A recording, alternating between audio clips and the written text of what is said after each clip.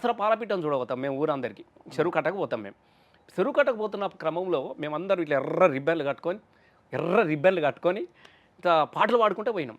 ఇది మా ఊరు పోలీస్ పటేల్ ఉండే ఒక ఆయన నారాయణ పటేల్ అని. ఆయన పోలీస్ కంప్లైంట్ ఇచ్చిండు. అప్పుడు దుబ్బాకల కర్ణాకర ఎస్ఐ ఉండే. ఆయనతో వచ్చిన అందరిని పట్టుకొని పోయిండు. నేను చిన్న పిల్లగాన్ని అప్పుడు. నేను 6th 7th క్లాసే. అందరిని తీసుకొని పోయి లోపటేసి కొట్టిండు మామూలుగా. నన్ను మాత్రం ఇట్లా గోడ కురిసేపించిండు చిన్న పోరడాన్ని. చల్ నడు ఇంకోసారి పాట పాడినాం అనుకో. అంటే మొదటిసారి ఊరు మనదిరా వాడమనేదిరా అని పాట పాడినందుకు పోలీస్ స్టేషన్లో ఫస్ట్ టైం నేను గోడ కురిసేసిన. నాకు జీవితంలో ఎప్పుడు గుర్తుంటుంది. అంటే పాట పాడినందుకు పోలీస్ స్టేషన్ మొదటిసారి. అప్పుడు ఎందుకంటే పోలీసు వాళ్ళు వచ్చిరంటే పరిగెత్తుతుంటాం కదా. అసలు పోలీసులు అంటే ఎంత భయము. ఎవడన్నా బువ్వ తినకపోతే పోలీసులు వత్తురు అని పొలాలకు వినిపించేది.